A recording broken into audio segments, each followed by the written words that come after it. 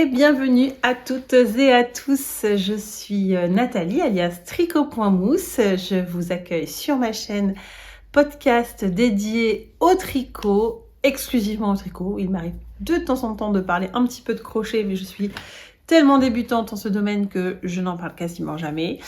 Je m'appelle Nathalie, je l'ai dit, j'habite dans le nord de la France, plus précisément à Amiens dans la Somme. Et j'ai 46 ans, deux grands enfants de 16 et maintenant 19 ans depuis quelques jours. Et je suis une passionnée de tricot. Je tricote depuis que je suis toute petite. C'est ma grand-mère, c'est pas très original, mais c'est comme ça, ma grand-mère qui m'a appris à tricoter lorsque j'étais enfant.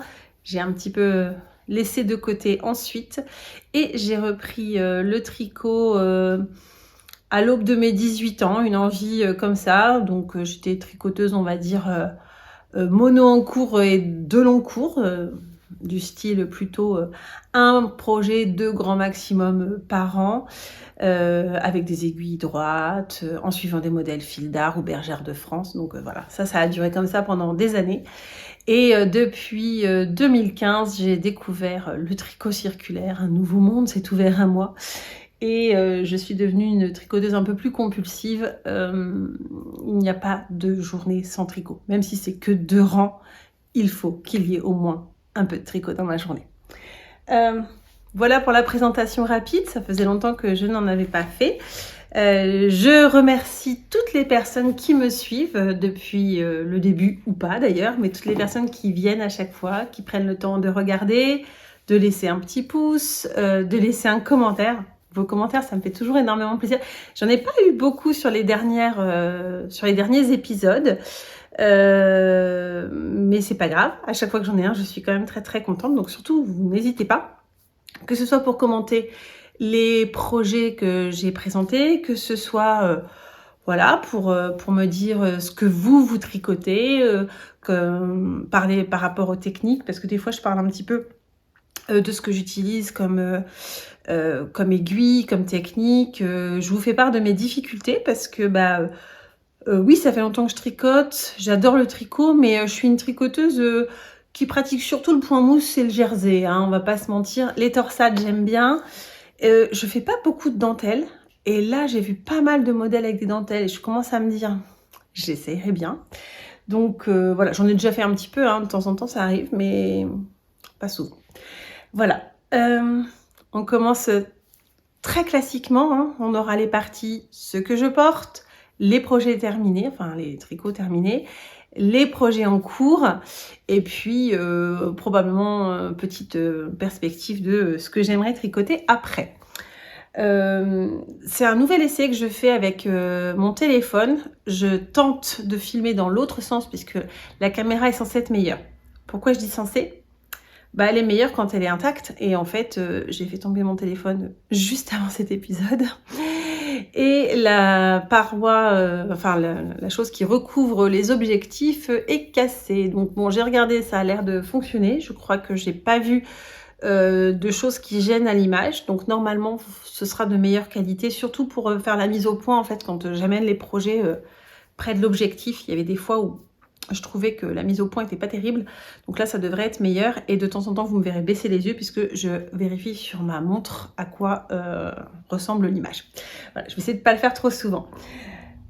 Bref, cette longue explication et introduction étant faite, on démarre avec ce que je porte.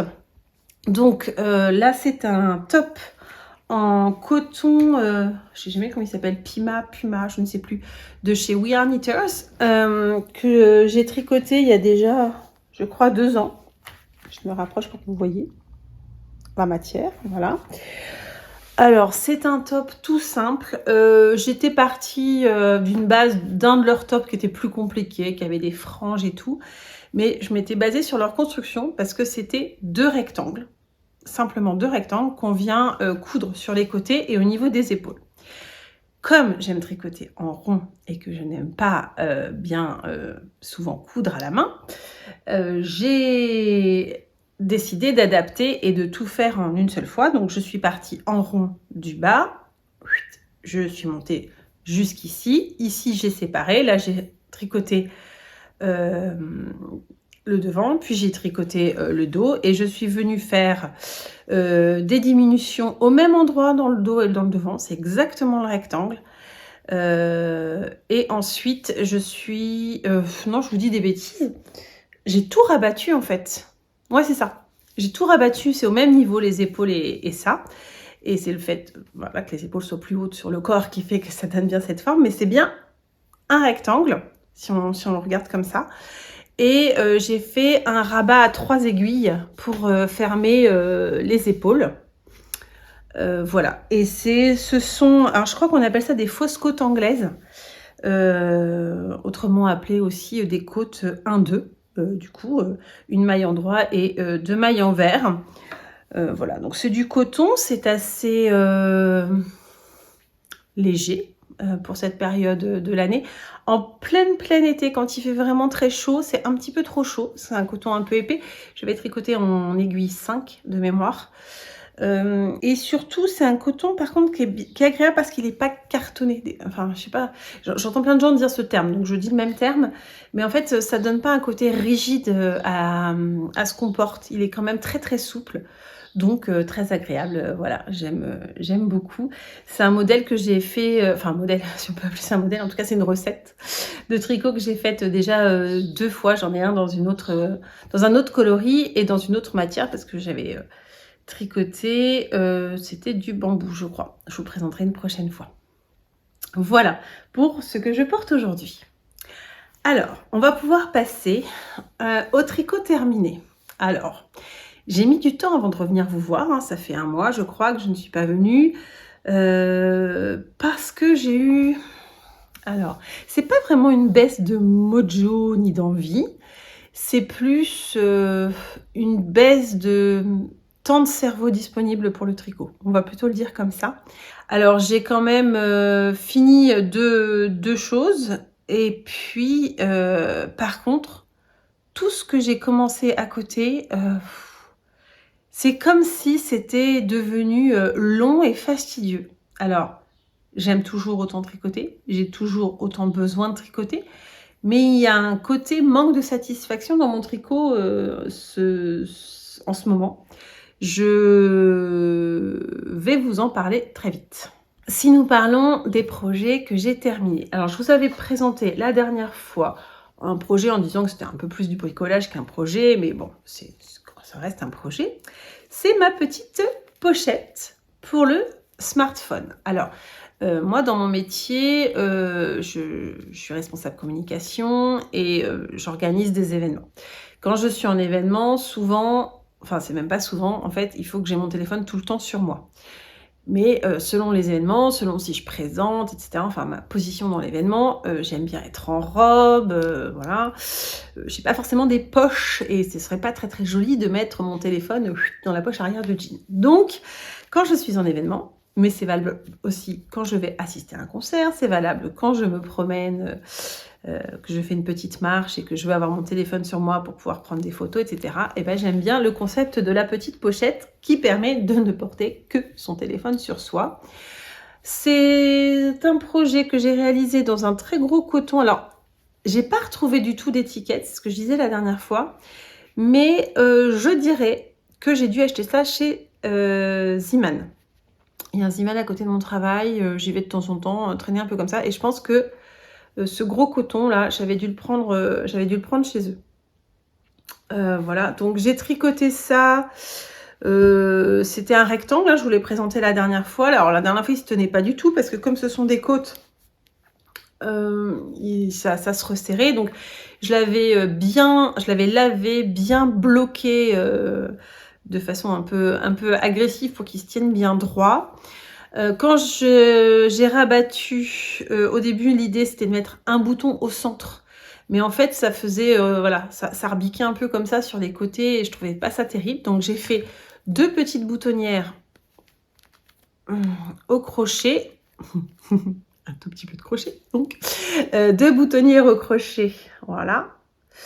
Et 2 boutons. J'avais dans mon stock. Et voilà, tout simplement, j'ai fait une couture donc sur les côtés pour pouvoir venir fermer. Ici, donc mes 2 petites boutonnières. Et puis là, j'ai fait un I-cord. Et pour être sûr que ça tienne bien, l'i-cord en fait démarre directement dans le projet. Je ne l'ai pas cousu. J'ai relevé des mailles directement sur la pochette et hop, je suis partie à faire mon i-cord que voilà, j'avais mesuré à peu près quelle longueur je voulais. Et voilà, bon, je peux toujours pas vous montrer comment va mon iPhone dedans, puisque, pardon, mon smartphone, faut pas citer de marque. Très drôle. En fait, je fais que ça de citer des marques avec les marques de laine, mais c'est pas grave. On s'en fiche. Mon téléphone, je peux pas vous montrer comment il va dedans, mais il va très bien dedans. Très très bien dedans. C'est censé aussi le protéger dans mon sac à main d'éventuelles clés qu'il pourrait rencontrer et qui pourraient le rayer. Hein, j'ai bien fait de le protéger dans le sac à main, vu que je l'ai fait tomber tout à l'heure.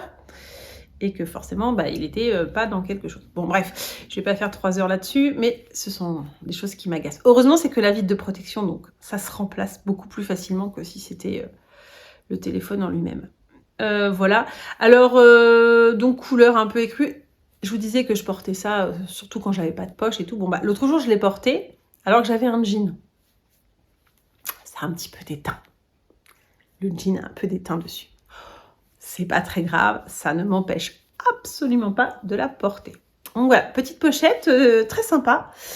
Voilà, c'était un petit projet rapide comme ça et qui est très utile. Deuxième projet terminé. Celui-là me tenait vraiment beaucoup à cœur. La dernière fois, je vous en ai parlé. Je vous ai dit, c'est le prochain que je mets sur mes aiguilles. Il s'agit d'un slip-over. Hop, je vous l'approche un peu plus pour que vous voyez la laine. Donc un slip-over de ma confection. Je l'avais réalisé en vert il y a, je ne sais plus, 1 an, 6 mois, je ne me souviens pas. Là, j'avais acheté cette laine qui est de la Super Tweed de chez Fonty. Et j'ai plutôt bien géré ma quantité de laine puisqu'il ne me reste que ça. Donc c'est un fil tweedé, vous voyez, avec des petits morceaux de rose, de blanc dedans. Il y en a des noirs aussi par ici, par exemple. Donc c'est la Super Tweed, 50 grammes, 105 mètres. Donc si je dis pas de bêtises, c'est du Déca. Il le recommande avec des aiguilles 5 et j'ai dû tricoter avec des aiguilles 5,5 pour pouvoir avoir le bon échantillon. C'est 95% de laine, 5% de mohair. Pour rappel, je suis allergique au mohair, mais là honnêtement, je le sens pas du tout.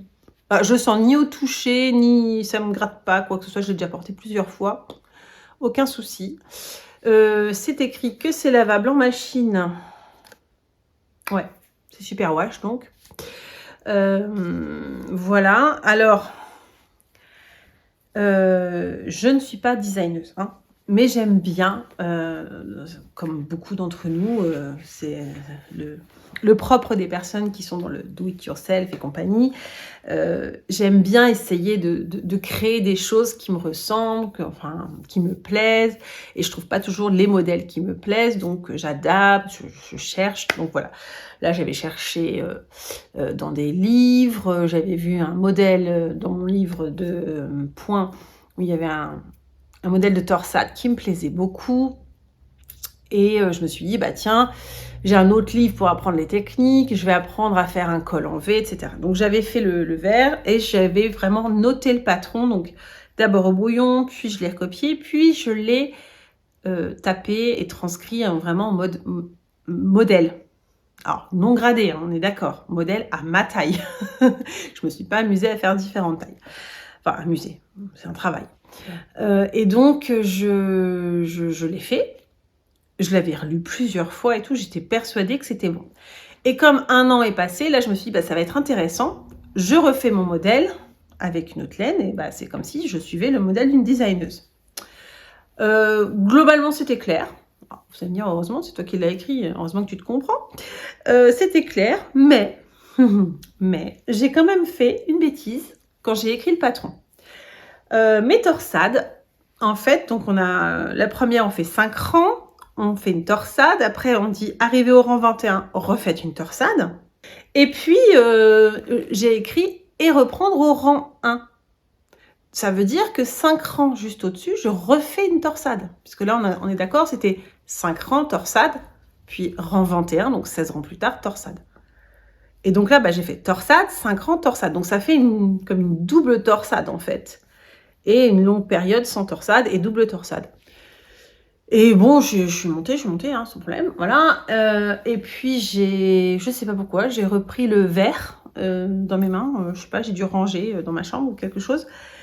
Et là, je me suis dit, c'est bizarre, les torsades, elles sont pas pareilles. J'ai repris le livre de points. Les torsades, elles sont pas pareilles. Non, elles sont pas pareilles. Parce que normalement, on fait le rang 21. Et normalement, on refait 16 rangs. Et on refait la première torsade. Parce qu'un coup, on fait la torsade dans un sens, un coup, on la fait dans l'autre. Donc, normalement, ça devrait être tout le temps avec 16 rangs comme ça. Mais un coup, une torsade dans un sens, un coup, une torsade dans l'autre. Et non pas une double torsade. Bref, c'est pas grave, ça fait un autre modèle, tout simplement, c'est une variation, c'est l'astréabis. Voilà, bon, ça m'empêche, vous allez m'entendre souvent dire ça m'empêche pas de le porter. Non, mais voilà, c'était intéressant en tout cas de me rendre compte que j'avais fait cette erreur, donc je l'ai corrigée dans mon patron que j'ai tapé et mis en forme. Et voilà, et donc ça me fait penser, ça me fait vous dire que je vais... Alors, j'espère que je vais réussir à le faire. Je vais essayer dans Ravelry d'uploader mon patron pour le mettre à disposition gratuitement pour celles que ça intéresse. Si j'ai réussi, je vous mets le lien dans la description en bas. Si je n'ai pas réussi, au montage, je viens écrire « Je n'ai pas réussi ». Je me mets des indications pour le montage, mais... donc voici le slip-over. Je vais le passer pour vous le montrer, même si en fait là ce sera pas un slip-over parce que j'ai rien. J'ai pas de chemise. Je vais pas aller mettre une chemise pour le mettre parce qu'il fait trop chaud, mais je vais quand même le passer pour vous le montrer.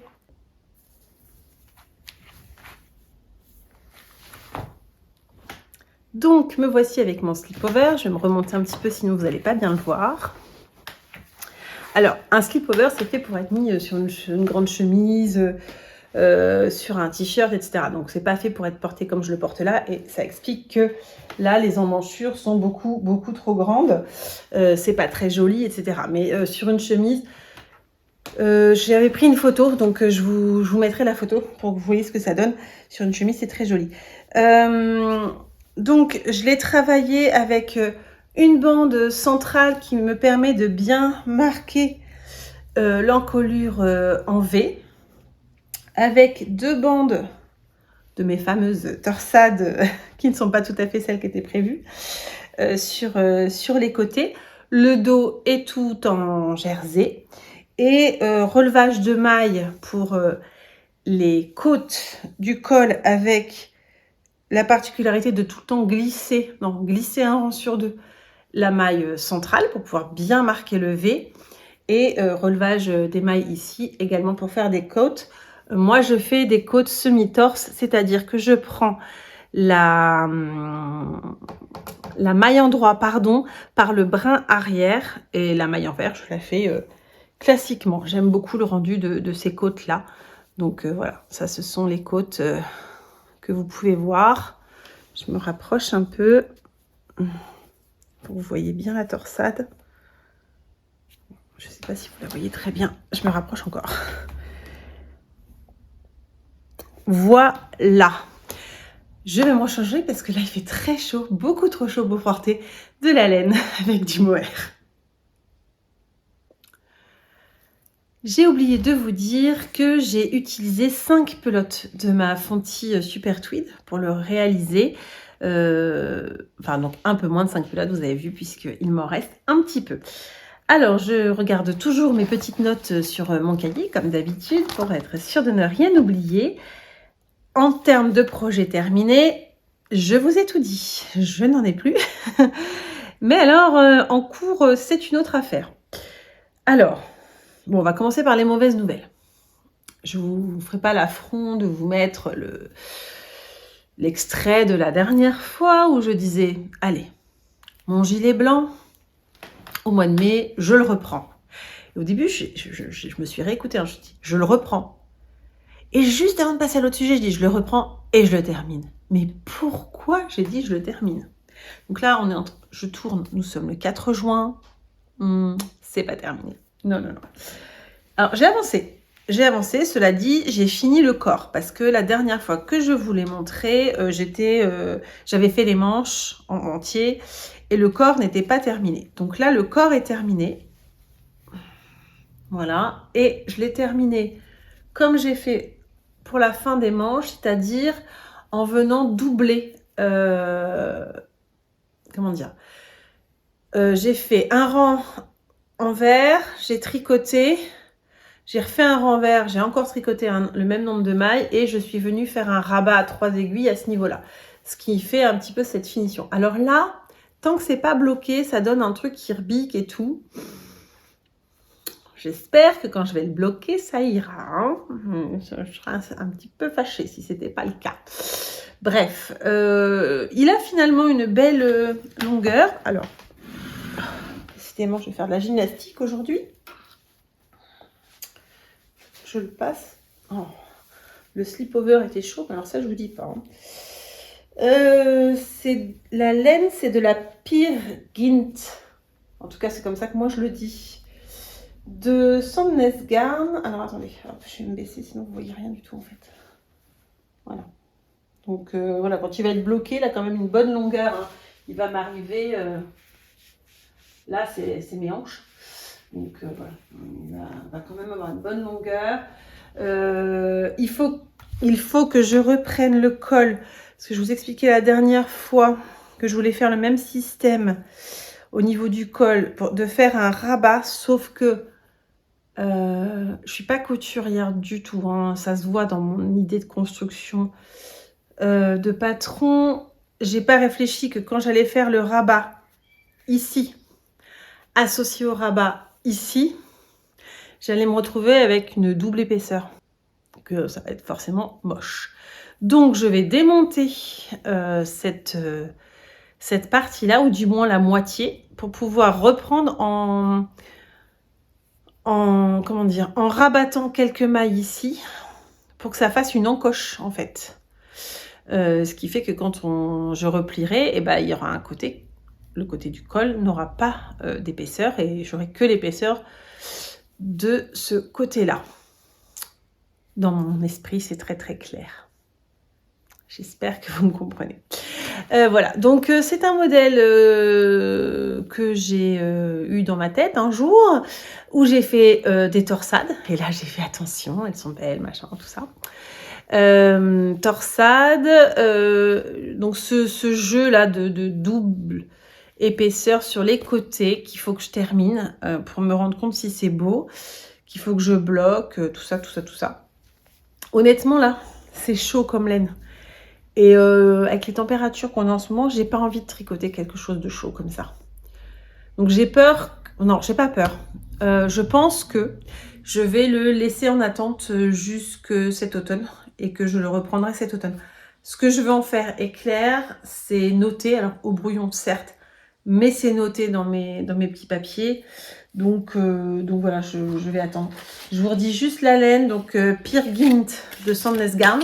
Pardon, Peer Gynt de Sandnes Garn. C'est une laine 100% laine norvégienne qui se lave à 30 degrés,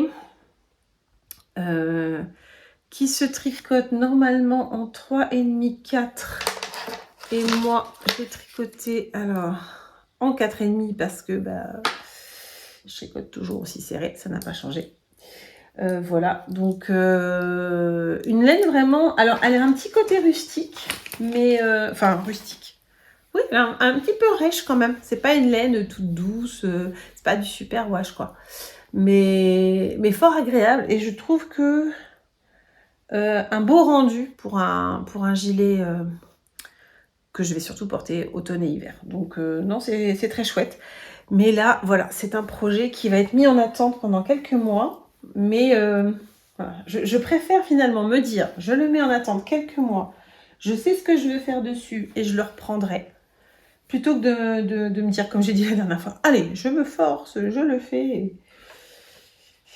Et voilà. Donc tant que c'était sur le tout droit, j'ai fait. Mais là, en fait, ce qui se passe, on va être honnête, hein, on se dit les choses, c'est que, je viens de vous dire, il faut que je démonte une partie, il faut que je réfléchisse. Il faut que ce soit du tricot attentif. Et il y a des moments où mon tricot, il n'est pas attentif. Doit être un tricot plus, entre guillemets, automatique. Et donc ça, un projet comme ça, c'est pas un projet automatique. Donc ça marche pas. Voilà, mais c'est pas grave en soi. Il en faut pour tous les moments de la vie. Il en faut pour tous les goûts aussi. C'est ça qui est magique, parce que on a toutes le même hobby là, avec le tricot, le même plaisir à tricoter, et pourtant on tricote des choses très différentes. Alors, il y a des tendances, ça tombe bien, ça me fait une belle transition avec le projet d'après, des tendances, des trucs qui sont à la mode, que tout le monde fait, etc. Mais voilà, c'est en fonction de la couleur qu'on choisit, de la laine qu'on choisit, ça peut être différent, puis des fois on n'est pas dans la tendance. Alors j'étais pas dans la tendance jusqu'à il y a quelques jours. C'est la Sophie Scarf que, je vais dire, tout le monde a fait. Bien sûr que non, tout le monde ne l'a pas fait, mais beaucoup de tricoteuses l'ont faite. Moi, je l'avais pas faite. Je me disais, bon, est-ce que un foulard aussi petit a un intérêt pour moi? J'en étais pas certaine. Et puis, en fait, en ce moment, j'ai... alors là, ça s'est pas vu avec ce que je vous ai montré pour l'instant, mais j'ai une folie du vert en ce moment. Et de vert... des verts un peu kaki, en fait. Plus... pas les verts flash, pas les verts feuilles, printemps, etc. Non, je sais pas pourquoi. Le vert kaki m'interpelle. On va dire ça comme ça. Par exemple, je me suis acheté un impair vert kaki. Bon, bref. Et puis, ça fait déjà quelques mois que le vert me travaille. Je vous avais montré, j'ai réalisé le bonnet, le Oslo Hat, dans le très beau vert de Atelier EV3, donc Eve, que je suis aussi sur YouTube avec beaucoup de plaisir, dans sa base Merino Superwash, bambou et soie, une tuerie. Et il m'en restait. Et je me dis, oh là, il me reste un petit peu, mais qu'est-ce que je pourrais faire avec et tout. Et puis, je sais plus si c'est en regardant un podcast ou en discutant avec quelqu'un, je réalise, que j'avais pas réalisé encore, que la Sophie Scarf, ça se fait avec très peu de laine. Genre 30 grammes de laine, quelque chose comme ça. Et là, je me dis, mais peut-être qu'il m'en reste assez. Je pèse ce qu'il me reste, et il me restait 36 grammes de cette magnifique base que je vous remontre. Donc là, il m'en reste, je sais plus, là, je crois que je dois être arrivée à 16 ou 17. Magnifique, hein. Ça, c'est brillant, c'est beau, enfin bon, bref, j'adore. Et donc, voilà, j'ai commencé la Sophie Scarf. Donc là, je suis rendue justement à peu près à la moitié. Je viens de faire la première diminution. Donc voilà, donc je pensais pas succomber à la mode de la Sophie Scarf, mais l'envie inéluctable d'utiliser ce reste de très belle laine et de pas le laisser juste dans mes boîtes et de pas savoir quoi en faire, fait que je serai bientôt l'heureuse propriétaire d'une Sophie Scarf que je ne pourrai pas mettre avant cet automne parce qu'il va faire trop chaud, mais c'est pas grave, je serai prête. Bon là j'ai que la moitié, hein, mais il faut imaginer que voilà, c'est trop beau. Ah, c'est marrant, vous allez voir. Non, vous allez me voir. Tiens, vous allez vous voir. Non, pas du tout. Vous allez me voir, qui me voit. Enfin bon, bref. C'est pas grave. Donc voilà. Très belle couleur. Je suis toujours aussi fan. Alors, je sais plus qui m'a dit, oui, c'est pas vraiment kaki. En fait, la couleur du coloris, c'est kaki. Donc... je pense qu'on peut dire que c'est kaki, du coup, même si je suis d'accord, le kaki peut être plus ou moins foncé, plus ou moins tiré sur le marron, mais là, en l'occurrence, celui-là, mais je le trouve tellement beau. Enfin, je suis désolée, je radote, mais regardez-moi ça, il y a des nuances de jaune dedans et tout, ça brille. Alors, ça brille, c'est la soie et le bambou, hein. La soie et le bambou, ça fait briller comme ça. Mais les nuances, quoi, c'est...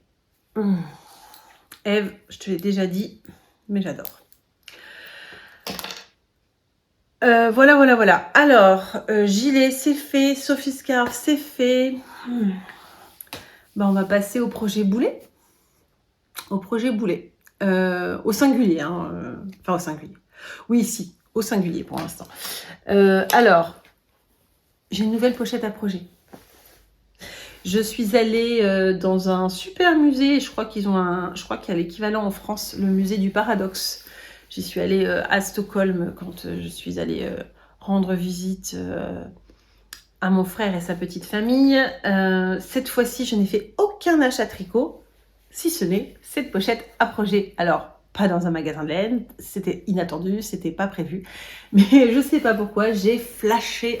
C'est pas mes couleurs à la base, mais j'ai flashé dessus. J'ai trouvé ça trop sympa. En plus, c'est une matière à l'intérieur... comment on dit, imperméable, voilà, c'est ça, et tout, la grosse fermeture éclair, bien flash dessus, je sais pas, ça m'a plu, en tout cas, voilà, c'est pas des couleurs que je porterai, mais c'est des couleurs qui sont très bien pour porter mon tricot. Bref, dedans se cache le projet boulet. Tadam!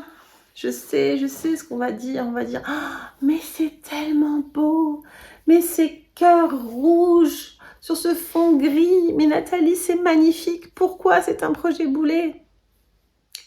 Parce que la dernière fois, je vous ai raconté que, par excès de confiance, j'avais pris la taille 2 et que c'était trop petit, que j'arrivais pas à passer mon pied. Bon, je l'avais testé à ce niveau-là, d'accord? Il n'y avait que ça de tricoter. J'avais tout démonté.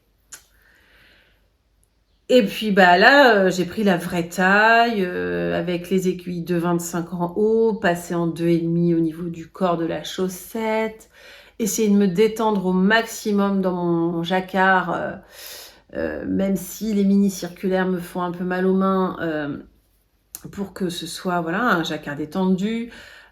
Croiser mes fils plutôt tous les 7 rangs, pour éviter que ce soit trop... alors quand c'est pas un changement de couleur, hein, évidemment. Pour éviter que ce soit trop serré. Je vous montre l'intérieur. C'est comme ça. Voilà. Donc j'étais confiante, j'étais contente. Alors c'est long à faire parce qu'à chaque fois, j'arrive pas à faire des grosses séances. Parce que ça me donne mal aux mains. Mais j'étais vraiment contente. Vraiment.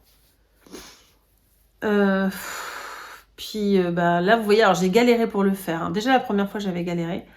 Parce que les mailles sont trop serrées par rapport à mon Scooby-Doo. Donc j'ai galéré pour venir tout mettre sur le Scooby-Doo. Rien que ça a dû me prendre plus de 5 minutes. On parle de 80 mailles. Hein. Bref, je l'ai mis sur Scooby-Doo hier. Vous me voyez venir. Ça passe pas. Je peux vous le prouver. Je vais essayer de la mettre. Enfin de mettre ce que j'arrive à mettre. Vous allez voir. C'est assez catastrophique. C'est assez catastrophique. Voilà. Voilà où j'en suis. Impossible de passer. Ça ne passe pas. Je peux pas. Donc, je chausse un 40 et demi, presque 41. Certes. Mais vu que j'ai fait la plus grande taille, bah c'est censé être prévu pour pouvoir passer. Ça semble assez logique. Donc, au début, je me suis dit, option 1. Ah oui, je vous raconte même pas tout parce que le talon, j'ai galéré aussi. J'ai suivi le modèle du talon du patron. Alors que d'habitude, je fais mon talon toujours de la même façon, etc. Là, je me suis dit, non, je suis celui du modèle. Et bah, je m'y suis reprise à 2 fois. J'ai démonté, remonté la deuxième partie. Et même là, je suis encore pas satisfaite, quoi. C'est pas joli. Bref, quand je vous dis des fois, projet boulet, c'est projet boulet. Donc, option 1, c'était de dire, je trouve quelqu'un qui a le pied plus fin que moi et qui pourra passer son coup de pied dedans. Mais si la personne a le pied plus fin que moi, c'est qu'elle n'a pas besoin de cette largeur-là. Donc la chaussette va un peu lui tomber sur la cheville. Pas très intelligent. Option 2. Je démonte tout. Je l'oublie. J'arrête. Bon, et comme ça me plaît pas de dire ça, j'ai réfléchi à une option 3. Et je pense que c'est ce vers quoi je vais m'en aller. Option 3, je m'arrête là pour celle-ci. Je l'ai mise sur le câble, j'arrête, je n'y touche plus. Je coupe les fils. Je démarre la deuxième chaussette. Mais la deuxième chaussette, au lieu de la faire en aiguille 2,5, je la fais en aiguille 3. C'est-à-dire, je prends les aiguilles 2,5 pour en haut et des aiguilles 3. J'ai jamais fait des chaussettes en aiguille 3, ça me semble énorme. Mais voilà, je garde le même nombre de mailles et je fais en aiguille 3 pour que, pour que ça passe mieux, quoi. Je vois que ça. Alors, je tricote très serré. Hein. Hier soir, j'étais à un apéro tricot. Coucou les filles, vous reconnaîtrez. Et Angélique, qui était à côté de moi, elle a regardé ma chaussette, elle me dit « Mais c'est du jersey, mais c'est super serré. » Et ouais, en fait, je tricote vraiment super serré. Même en faisant attention, en essayant de me détendre, entre guillemets, c'est serré. Donc, je pense qu'il faut passer sur des aiguilles 3. Et voilà, donc j'ai envie d'essayer ça, parce que j'ai une option 4. La fille, elle a une multi-option. Quand ça veut pas, puis je vous dis pas, hein, ça me travaille. Hein. Option 4, c'est avec la même laine, hein, parce que mes laines, elles sont super belles. Hein, c'est de la fil Colana d'Arweta. Voilà. Je me suis dit, vu que j'aimais le concept du cœur, etc., j'ai redessiné sur une grille de jacquard, alias un Excel. Et je me dis, je pourrais juste faire tout gris et un énorme cœur rouge qui se répète, voilà, à peu près à ce niveau-là, quoi, en couronne. Et ça ferait que je reste toujours sur le même concept. Alors, ce sera plus du tout la même chaussette, hein, mais au moins, voilà, mes laines seront toujours autant en valeur, etc. Et puis, surtout, mon pied rentrera.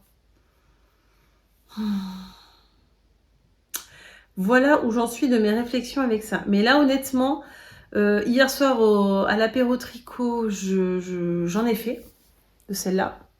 Première, hein. Apéro tricot, j'ai amené 3 projets différents tellement en ce moment, c'est n'importe quoi. Mais bon, c'est pas grave. Donc j'avais amené celui-là, j'ai tricoté un peu dessus, on en a discuté avec les filles. Alors, les autres tricoteuses, Florence, ça leur a donné envie de faire des chaussettes en jacquard, malgré tout. Hein. Je leur ai dit attention, tu tricotes, tu fais attention, pas tricoter trop serré, tu fais attention à la taille de tes aiguilles. Prends un modèle peut-être où les dessins de jacquard sont plus gros pour le début et tout, parce que là, bref. Mais c'est vrai que ça donne envie, c'est vrai que c'est super beau. Mais là, pour moi, c'est un échec puisque je peux pas les porter. Donc c'est pas un échec de tricot, mais c'est un échec pour les porter, quoi. Bref. Donc voilà. Donc là pour l'instant, depuis hier soir, j'ai décidé qu'elle restait dans la pochette. Je vais mûrir. Tiens, d'ailleurs, en commentaire, dites-moi, vous feriez quoi, vous, à ma place? Vous feriez quoi à ma place? Parce que là, j'y ai passé des heures. Hein, ça fait des jours et des jours et des jours que je suis dessus. Parce que de mémoire, je les avais déjà commencé dans le podcast précédent. Or, j'avais déjà démonté la première partie. Donc, ça doit faire 1 mois et demi que je suis sur la même chaussette. Ça ne m'est jamais arrivé. Alors non, sauf ma toute première paire de chaussettes que j'ai mis 2 ans à faire. Ça, c'est une autre histoire, je savais pas faire. Bref, peu importe. Non, mais là, franchement, déçue. Et en même temps, Enfin, c'est fou, hein, parce que je trouve le modèle magnifique. J'ai envie de les faire. Mais je suis déçue de ne pas pouvoir les mettre, en fait. Donc... Là, tout de suite, à cette heure-ci, mon option favorite serait quand même l'option... Je tricote la deuxième en 3. Assez rapidement dans la tige, j'essaye pour voir si ça passe. Et seulement après, je partirai... Si là, ça passe pas, je démonte tout. et je fais les gros cœurs. Allez, dites-moi en commentaire, vous feriez quoi, vous, à ma place? Ça m'intéresse. Merci. 4e en cours. Oui, 4e. Je refais un aparté, mais toujours Florence, hier, pour l'apéro tricot. Quand on se donne rendez-vous et tout, elle nous dit oh là là, il faut que je mette vite quelque chose sur mes aiguilles. Par contre, parce que j'ai pas de projet en cours. Ah, t'inquiète, j'en ai 5. Si tu veux, je t'en prête un. Non, ça se fait pas de tricoter à plusieurs mains, surtout quand on n'a pas la même tension. Mais c'était tentant de faire avancer un autre projet. Bref. Autre en cours que j'avais amené aussi à l'apéro tricot. Alors, j'ai ouvert le sac à projet sur mes genoux, donc vous ne voyez pas, mais mon magnifique sac à projet de chez Laisse Filer. J'aime tellement tout ce qu'elle fait. En ce moment, sa collection Patchwork, c'est très très beau. Mais bon, voilà, je ne peux pas non plus multiplier les sacs à projet comme ça. Oui, bon, ok, j'en ai acheté un. Bref, peu importe. Peut-être qu'un jour, je reviendrai chez elle. J'en ai déjà 2. De Claire. Coucou Claire. Alors, le projet suivant, eh bien, j'avais un fil végétal que j'avais acheté à Lille, à la droguerie,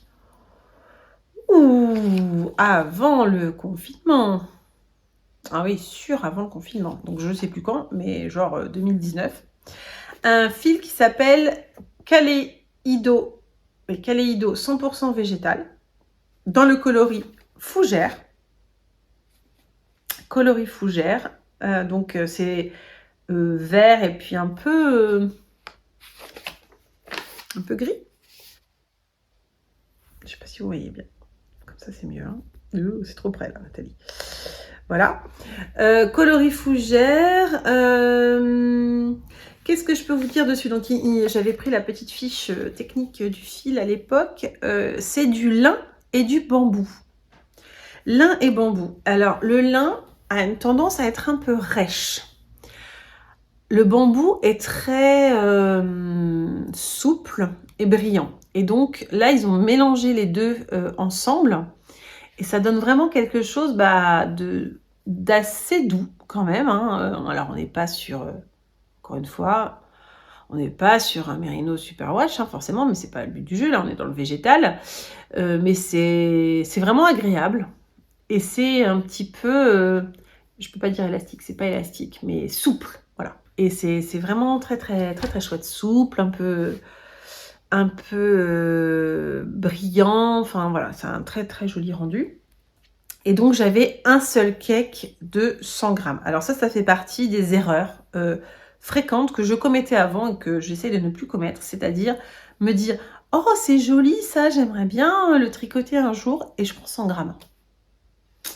Qu'est-ce que je vais faire avec 100 grammes? Donc c'est du fingering, donc 100 grammes c'est 400 mètres. Je vérifie avant de vous dire. Non, c'est 200 mètres. C'est pas du fingering. Non, justement. Mais, oh là là, c'est pas du fingering. Là, c'est... Donc, je reviens à dire 200 mètres pour 100 grammes. Et donc, je me suis dit, 200 mètres pour 100 grammes, à part faire un petit foulard, je vais pas pouvoir en faire grand-chose. Donc, je me suis dit, je vais l'associer avec du lin. Et comme en ce moment, je suis très vert, j'ai acheté Lino de chez BC Garn dans ce coloris vert qui n'a pas de nom, mais qui est le coloris 62. Voilà. Pour les mariés. Alors, le lino, lui, c'est 300 mètres pour 100 grammes. Il est plus fin. C'est pas non plus un fingering, mais c'est ça qui est fou. Hein. C'est pas un fingering, puisque fingering, c'est 400 mètres pour 100 grammes. Mais regardez-moi ça, comment c'est fin. Enfin, c'est plus fin que mon fil à chaussettes qui est du 400 mètres pour 100 grammes. Hein. Mais c'est parce que c'est, je sais pas, ça doit être plus dense, donc plus lourd. Je dois dire des bêtises peut-être, mais en tout cas c'est comme ça que je le comprends. Voilà, donc celui-là se tricote, alors ils disent en aiguille 3-4. J'avais fait un premier échantillon avec les aiguilles 4. Je rappelle que je tricote très serré. C'était déjaugé à mort, c'était horrible. Donc je suis passée en aiguille 3. C'était transparent. je vous promets, c'était transparent l'aiguille 3. Donc, je me suis dit, il faut que je la double. Donc, je tricote 2 fils à la fois de celle-ci. Je l'ai trouvée, cette laine, chez ma mercière préférée, Elodie, de chez Mobilen, qui est à Amiens et qui est de retour. Alors, elle a été en congé maternité pendant quelques mois et là, elle revient progressivement. Seulement les samedis après-midi. Pour l'instant, la boutique est ouverte. Son site web est ouvert, mais la boutique seulement les samedis après-midi. Et voilà. Et donc, j'avais trouvé ça chez elle et j'ai commencé mon projet que je vais vous montrer. Et quand j'ai vu qu'il fallait que je tricote en double, je suis passée en rechercher le double, forcément, de pelote. Bref, donc la lino, je vous ai dit, oui, je vous ai dit le métrage, tout ça, oui. C'est bon. Et c'est que du lin. C'est du pur lin. Voilà, 100% lin. Et donc, le petit projet que je fais, c'est le Over the Top, qui est donc, comme son nom l'indique, un top, yes, de chez Purl Soho. C'est la première fois que je tricote un modèle de chez Purl Soho. Je ne vais pas dire de bêtises, mais il me semble qu'il est gratuit. Je n'ai pas le souvenir d'avoir payé le modèle. J'ai dû le trouver gratuitement sur leur site. Je corrigerai si ce n'est pas le cas. Et donc, c'est un modèle qu'on tricote. Alors, pour une fois, je ne tricote pas en rond. C'est un modèle qu'on tricote tout dans la longueur et qu'à la fin, on va venir, entre guillemets, replier en deux pour avoir un dos et un devant. Alors, j'ai une première difficulté, c'est que comme mon fil, là, j'avais du mal un peu à apprivoiser l'échantillon et, comment dire, parce que je l'ai essayé en simple, en 4, puis en 3, puis en 3, mais à 2 fils, enfin bon, c'était un peu complexe. J'ai eu du mal un peu à trouver la largeur qu'il fallait que je fasse pour faire le top. Mais je pense que là, je suis bien. Ça me paraît large, mais à chaque fois que je l'essaye par rapport au top que j'ai déjà, des t-shirts du commerce, des choses comme ça, et je repère où sont les coutures par rapport à comment ça tombe, ça fonctionne. C'est la différence de ne pas tricoter en rond, de ne pas pouvoir passer. Ça se tricote du bas vers le haut. Voilà. Et c'est du jersey envers. Donc, jersey envers, ça veut dire que j'ai un côté que je tricote à l'endroit et un côté que je tricote à l'envers. En bas, on a doublé, c'est-à-dire qu'on a fait une première longueur et qu'on est venu rabattre à un moment donné pour faire cet ourlet-là. Et puis, donc ça fait une épaisseur, ce qui fait que ça va se tenir, en fait, ça va, j'allais dire plomber, mais comme un plomb, vous savez, pour mesurer. Et donc voilà, alors ça me fait un peu bizarre de refaire des rangs envers, parce que j'en fais pas tant que ça, vu que je tricote souvent en rond et souvent du jersey. Du coup, ça m'arrive pas souvent, mais ça va. J'ai repris le rythme du tricot envers. Les premiers rangs ont été difficiles, surtout que les premiers rangs... J'ai un cheveu qui est pris dedans, excusez-moi. Surtout que les premiers rangs en plus, j'avais du mal vraiment à apprivoiser les 2 fils de lin, là. C'est hyper rêche, et en même temps, ça glisse trop sur mes aiguilles. Enfin, franchement... C'était difficile au début. Donc là, maintenant, ça y est, je l'ai appréhendé. Quand je suis passée au fil Kaleido, mais alors c'est un bonheur, le fil Kaleido, ça allait tout seul. Donc en fait, c'est ça qui va me motiver. Comme je décidais de faire des bandes de couleurs et donc de matière, ce qui va me motiver pour finir la partie purement lin, ça va être d'arriver à la partie lin et bambou, qui est juste génial à tricoter. C'est marqué qu'on peut le porter à l'endroit ou à l'envers, ce top. Je suis tellement habituée à porter du jersey que là, je me dis, il y a de grandes chances que ce soit dans ce sens-là que je le mette. Mais on va donner sa chance au produit, comme on dit, et peut-être que je le porterai quand même de ce côté-là. Nous verrons bien. Je suis partie sur quelque chose d'assez large, comme je disais. L'idée, c'est d'avoir de l'aisance. C'est un t-shirt. Donc là, je fais au niveau de la poitrine exprès. Mais voilà. Ça devrait le faire. Donc c'est pas un projet boulet parce que là ça y est, il est bien parti. Mais le début a été vraiment laborieux entre mes échantillons, j'ai fait 2 fois le montage du bas, le montage tout court, parce que j'ai voulu tester un montage. Je me suis dit tiens, c'est le moment de tester une autre technique de montage et tout, mais alors avec 2 fils de lin rêche, que j'avais du mal à apprivoiser et tout. Une nouvelle technique de montage, moi je l'ai fait, mais pour tout démonter après.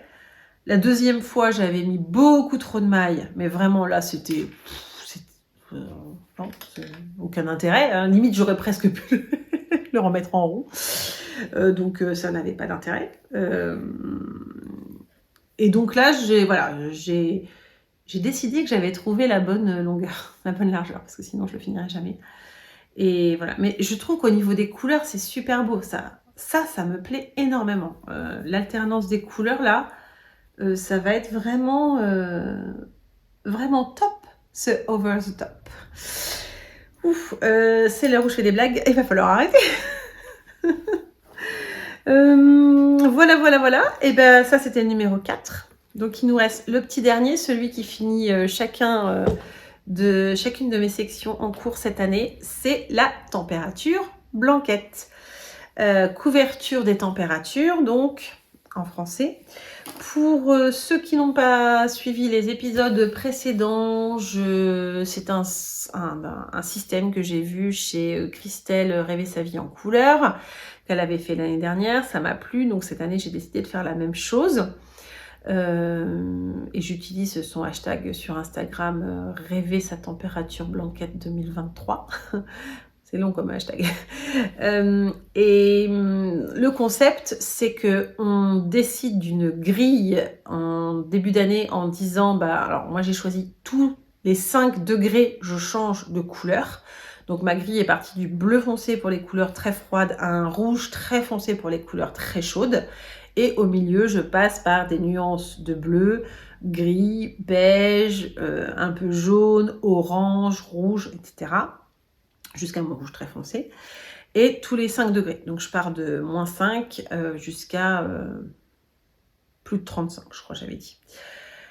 Voilà. Et donc là, j'ai terminé le mois de mai. Donc je vous montre. Alors, mois de janvier.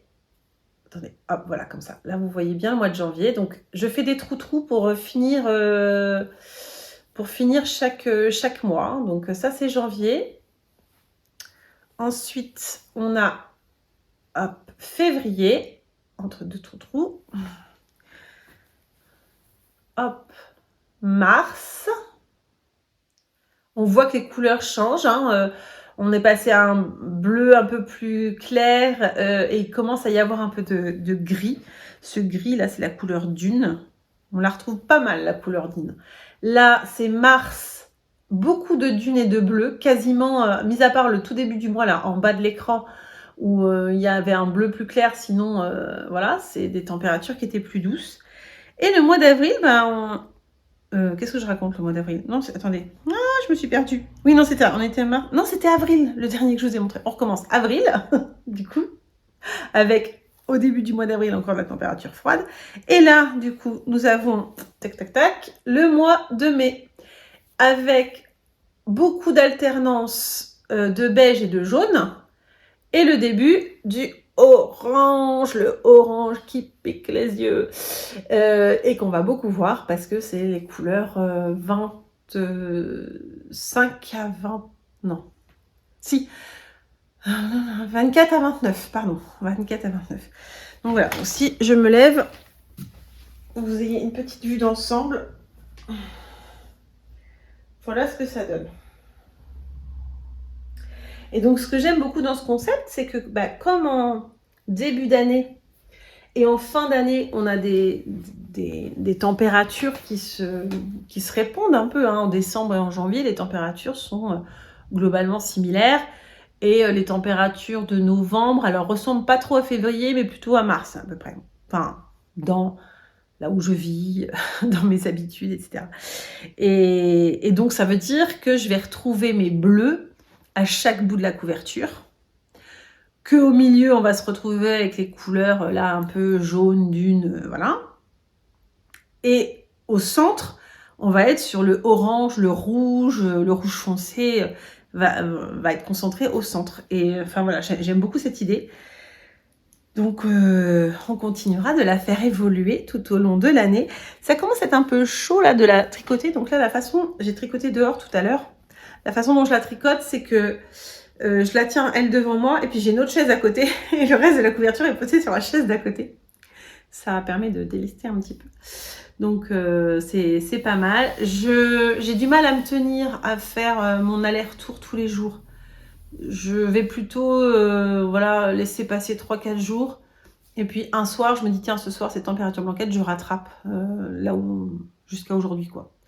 Donc, mais ça fonctionne plutôt bien.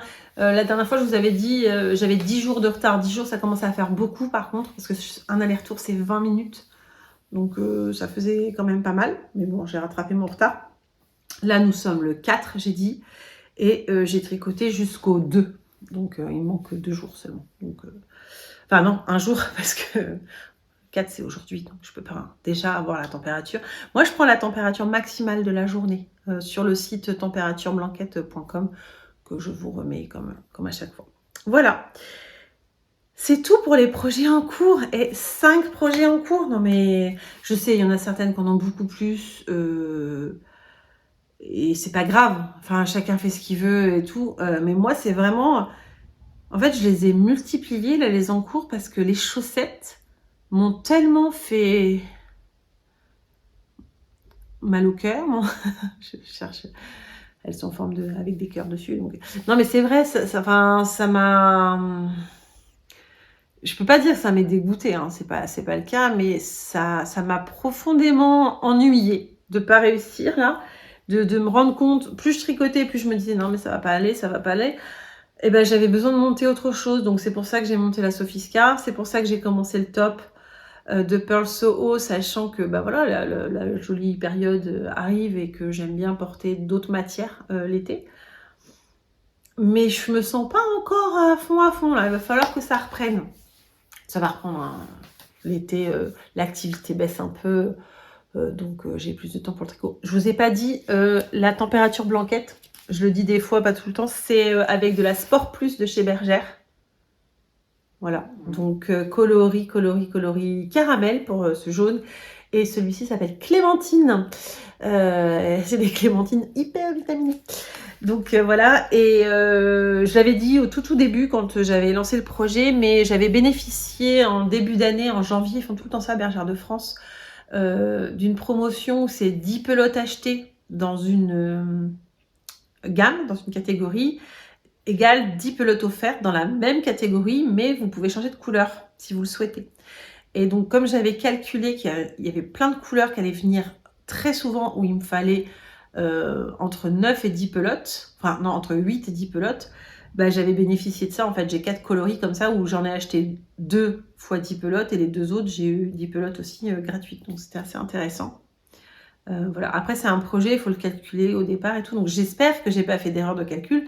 J'ai envie de dire, je le saurai à la fin. Hein. Si au mois de octobre, novembre, décembre, je suis obligée de racheter des pelotes parce que il y a des couleurs que j'ai plus, bah, je saurai que je me suis plantée. Bref, je vous raconterai ça. Pour finir, j'avais envie de vous parler de projets à venir, de ce que j'ai un petit peu dans ma tête, comme à chaque fois. Je disais tout à l'heure que j'ai retrouvé avec bonheur ma mercière préférée, Elodie, à Amiens, chez Mobilène. Je suis allée lui rendre une petite visite. Bah déjà, j'en suis déjà à 2 visites, je crois, depuis qu'elle a repris. Et en fait, j'ai très envie, j'ai vu passer des modèles passer. Alors, j'ai pas encore choisi de modèle, mais j'en ai vu plusieurs passer. J'ai envie de faire un pantalon ou un sarouel, voilà, à mon bébé neveu. Bruno, qui a 4 mois, enfin va bientôt avoir 4 mois, donc je me dis que pour l'automne-hiver, ça pourrait être très sympa, un petit pantalon sarouel en laine. Pour rappel, il habite à Stockholm, hein, donc il fait froid là-bas, donc la laine, c'est pas un problème. Et j'ai choisi de la laine bébé mérinos de Fonty que j'ai déjà tricoté, que j'aime bien. Alors là, pour le coup, on est lavable en machine parce que c'est mieux pour les bébés. C'est super doux, très moelleux, très agréable. Et j'ai donc choisi ces 2 coloris. L'idée étant de faire la partie pantalon sarouel dans ce coloris. Alors les noms des couleurs et moi, mais on va dire taupe. Hein. J'ai décidé que c'était taupe. Non, comment? Ah non, non, attendez. L'autre jour, justement, j'ai dit à mes fils, au moment d'écrire dans mon carnet, j'ai dit, oh là là, je sais pas comment le nommer, ce coloris, dans mon carnet pour me repérer. Je leur ai dit, ils portent un numéro, ça c'est pour vous, je dis le numéro, c'est pas pour eux, 841. Qu'est-ce que c'est comme couleur? Et mon fils m'a dit, bah c'est un peu gris, c'est un peu beige, du coup ça doit s'appeler grège, maman. Donc j'ai vérifié, effectivement, grège, c'est un mélange de gris et de beige. Donc on a décidé que c'était grège. J'ai regardé, c'est pas si loin que ça. J'ai regardé sur internet, c'est à peu près ça. Donc coloris grège. Et de faire la ceinture et les poignées de jambes, les chevilles. Oh mon Dieu. Les poignées de jambes. Merci Nathalie. Donc la ceinture et les chevilles dans ce rouge un peu bordeaux. Enfin, ça c'est vraiment une couleur que je trouve magnifique. Et voilà, je trouve que voilà, quand on les met l'un à côté de l'autre, c'est comme si le rouge donnait venait un peu, alors d'éteindre, non, mais venait un petit peu illuminer le grège. Et j'aime vraiment beaucoup, donc ça devrait être très sympa. Donc il faut que je trouve le modèle. Ça, je vais tricoter ça en aiguille 3. Ce sera très bien. D'ailleurs, en parlant de ça, aiguille 3, ça fait 2 fois que je dis que je vais utiliser des aiguilles 3 entre les chaussettes, ça, et je vous ai pas montré je vous ai pas dit tout à l'heure, mais le over the top, si je vous ai dit que je faisais des aiguilles 3, que je doublais le fil et que j'étais en aiguille 3. Mais hier, je me suis rendu compte que mes aiguilles 3, ah bah non, ça va. J'ai cru que j'avais... Si, celle-ci, elle est tordue. Là, ici, elle est tordue. Et donc, puis c'est des interchangeables de chez Knit Pro et tout. Je crois que je vais retourner voir Elodie. Et que je vais acheter des aiguilles 3 en non interchangeable. Plus ça va, en fait, au fur et à mesure des projets, je m'achète des nouvelles aiguilles des Xiaogu et non interchangeables. Parce que ça se dévisse. Là, c'est sur celui-là. Là, hier soir, je tricotais et j'ai passé mon temps à essayer de revisser parce que ça se défait et c'est très agaçant. Donc finalement, ça là, ce que j'ai pour celle-ci, le gilet c'est pareil. Et puis quand j'ai fait mon Astrea, c'était celle-là que j'avais aussi. Enfin, c'est pas le même gabarit, mais c'est les Xiaogu comme ça. Ça, c'est super solide, franchement. Ça se déforme pas. Moi, j'adore. Puis voilà, ça glisse tout seul. Du coup, il n'y a jamais de problème à la jointure. Comme je peux avoir là en ce moment avec les autres, parce que je les ai beaucoup utilisés, beaucoup traînés à gauche, à droite. Donc au bout d'un moment, c'est de l'usure, hein, c'est normal. Elles étaient très très bien au début, hein, j'avais rien à dire, hein, c'était top. Mais là, avec le temps, ouais, je trouve que c'est moins bien. Donc je me rachète des non interchangeables. Je prends des grands câbles, comme ça je me dis, au pire, si c'est un petit projet, je fais du Magic Loop. Moi, ça ne me dérange pas le Magic Loop. Donc voilà, je trouve ça très très bien. Voilà, c'est l'heure de clôturer ce podcast. Merci infiniment d'être resté jusqu'au bout déjà. Merci de me laisser des commentaires, des j'aime, de vous abonner à la chaîne, ça m'encourage, ça permet de faire connaître la chaîne aussi. Moi j'apprécie toujours en fait ce temps que je passe à vous expliquer tout ça parce que ça me permet d'avoir quelqu'un à qui parler du tricot aussi, hein, parce que voilà, les hommes de la maison, ça les passionne pas. Alors si, quand c'est un projet pour eux, ils s'intéressent un petit peu, tout ça. Mais bon, voilà. Et c'est normal, hein, chacun ses passions, il n'y a pas de problème avec ça. Donc j'ai des petites instances comme l'apéro tricot d'hier soir, et c'est la 3e fois que j'en parle, qui sont des moments, voilà, c'était un petit moment super sympa. J'ai pas remercié Gaëlle, qui nous a invités chez elle pour cet apéro tricot hier. Et c'était vraiment trop bien, donc ça permet de passer du temps ensemble, de discuter tricot, d'échanger sur les projets, soit ceux qu'on a déjà fait, soit ceux qu'on veut faire. Quand on a des problèmes, comme du jacquard, d'en parler ensemble. Voilà, franchement, on rigole bien et tout. On mange bien aussi parce qu'on amène chacune des trucs qu'on a fait, donc c'est sympa. C'est vraiment on a une vraiment très très belle communauté tricot et c'est un vrai plaisir.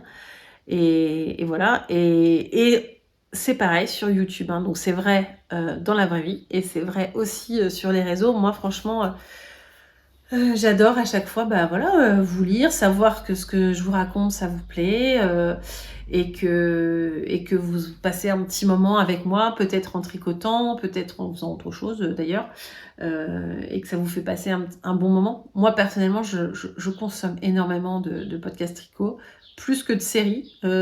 Donc, euh, donc voilà, c'est des bons moments passés à parler de notre passion commune et c'est top. Je sais pas quand est-ce que je vous revois, mais je, je vais remettre un peu la pression sur mes projets pour pouvoir essayer de revenir plus tôt que dans un mois. Mais en tout cas, en attendant, je vous souhaite un très bon tricot. Je vous dis encore merci pour votre présence, pour votre écoute, et puis à très bientôt.